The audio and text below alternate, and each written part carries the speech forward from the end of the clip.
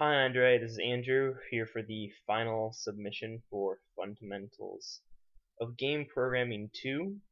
And before I go any further, I just wanted to say that it's been a great year. It's crazy that I've had you for every single quarter of this school year, my junior year, and also that this this final submission might be a little bare bones compared to the other projects you submit, but I feel like I am actually very proud of what I've accomplished this quarter and this year. Doesn't matter about what other people have done. I think that I've learned a lot compared to what I knew at the beginning of the year, or even the beginning of these two classes, um, because of the fact that the programming classes before this year were only like the Python class, data structures, and C++ for programmers, and obviously your Game Dev 2 class. I feel that I've learned a hell of a lot this year, and I think I have a good base of understanding of a lot more things now than I did at the beginning of the year. So just saying that, I wanted to just say what I completed from this week. From last week, the advanced collision processing. I think I understand what you were saying before. You wanted me to take out the uh, take out the it computing it every time, so getting it from, but I couldn't understand why. I couldn't understand how to. So the collision manager here. What I think you were trying to say is like you wanted the loop to be here because you were saying that like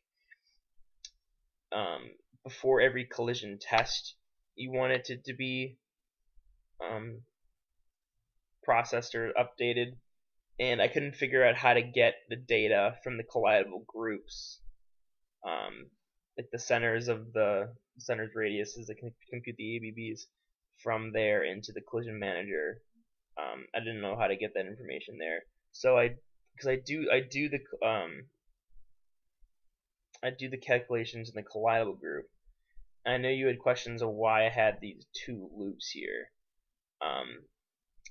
I couldn't think of a different way. It just made sense in my head that the only way I can get the information to find the min and the max, so I need the radius in the center of each item of the group, so that to start out, I need to have a starting point. So like if I just have one loop, I'm going to be comparing it to 0. So I have comparing it to a min and max value. So if I have that min and max value be 0 at the start, sometimes it'll F up because sometimes a max value can be negative.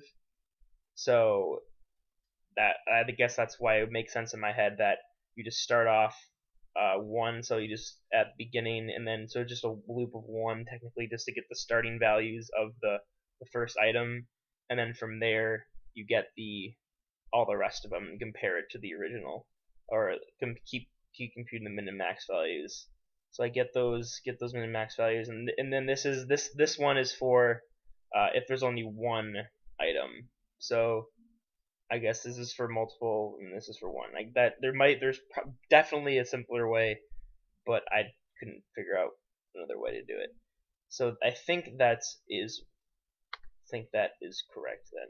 Not totally positive, but yeah. And then I have the visualize here. All right, and then I also cleaned up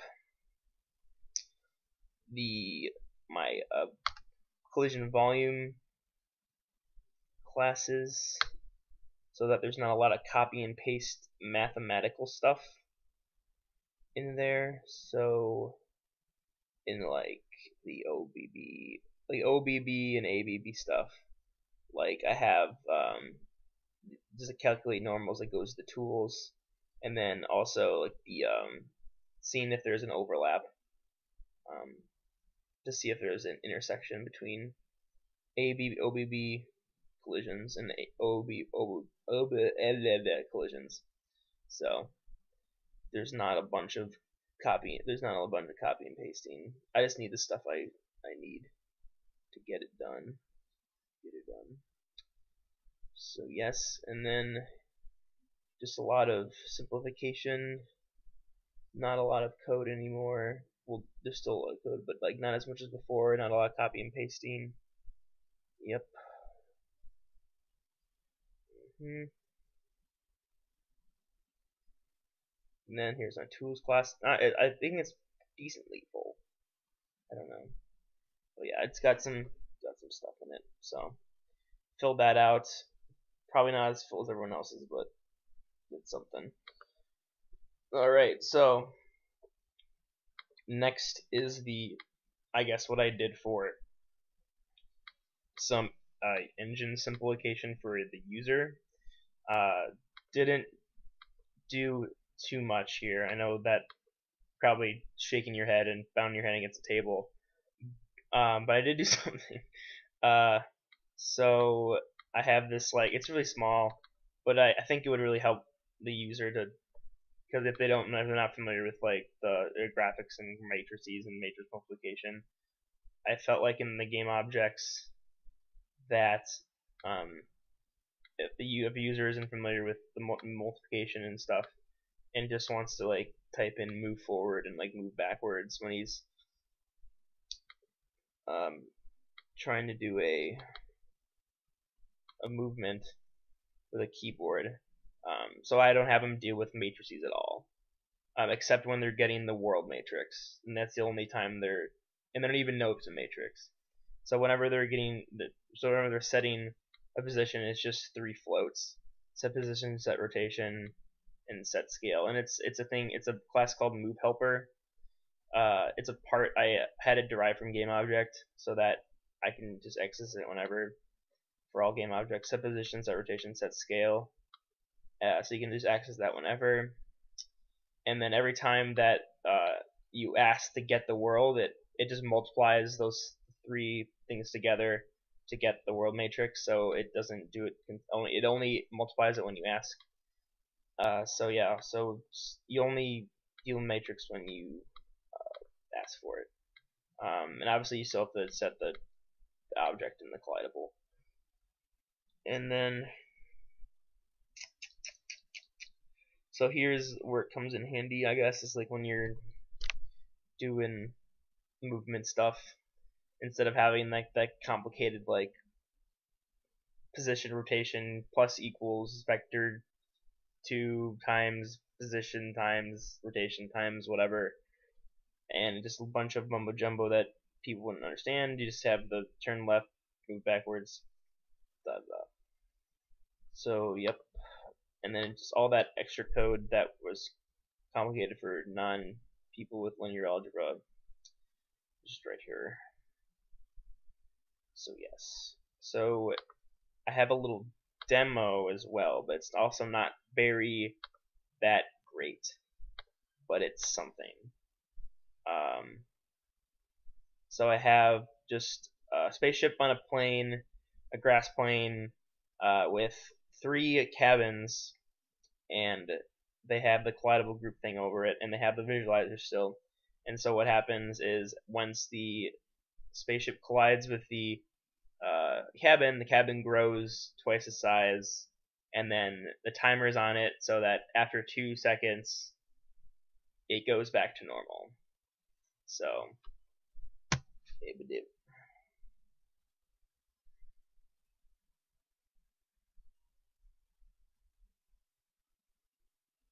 alrighty, so we got the visualized stuff. Alright, not colliding, grow twice its size, blah blah blah, and then it just goes back, size, go back, size, go back. Yeah, that's pretty crappy, but I guess it does demonstrate some things. And then I can obviously take the visualizers off to actually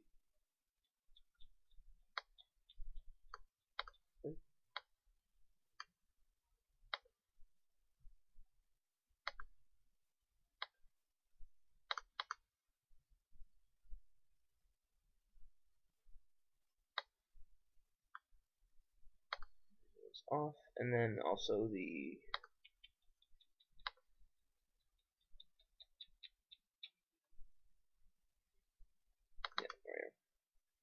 nope, that's not it.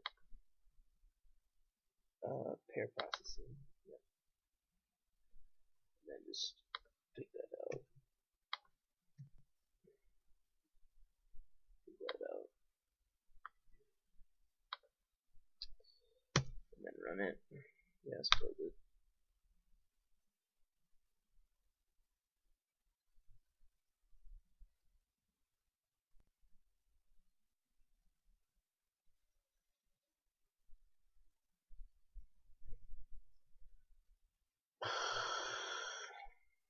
Please work.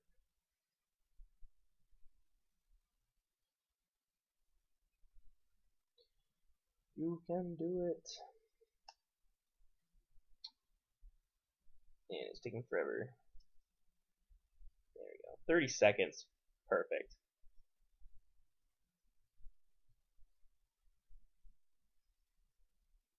Woohoo! Alright. Yeah, so pretty dumb, but I guess it does something. So yes. So yeah, that is the 2 weeks worth, 2 quarters worth of stuff that I was able to do, and I don't know, I tried to do a UML diagram. Actually, I've never done a UML diagram before. I know that sounds crazy, but as you said, there is no UML class, and I was never forced to use a UML diagram in my entire life. So I tried to do it, and it's in the project. Oh, it's right here. Tried to do it. I tried to do one. Oh, come on. Open the file. Well, it doesn't open in 5 seconds. I'm gonna. Well, you can just look at it. Here. But yeah. Oh, yeah. There we go. Yeah. So I understand all this stuff, but then just all the I tried to do the UML diagram. At first I wasn't aware that I had to have professional, or I had Express for like the entire year. So I was like, how do I do this? He's doing these UML diagrams. I don't know how to do them because I have Express, and I didn't know that you had to have professional. But download that this weekend, so to do a little bit of this. But so yeah, that is that's it. That's how she wrote it. Again, thank you so much for this year. I know that I didn't do like as much as you would like to, but I feel like I learned a hell of a lot, and it really absolutely prepared me for what I'll be doing in the future. Even if it's not engine stuff, which is not what I wanted to do in the first place. But I feel like I've learned a hell of a lot, and I thank you for that. All right.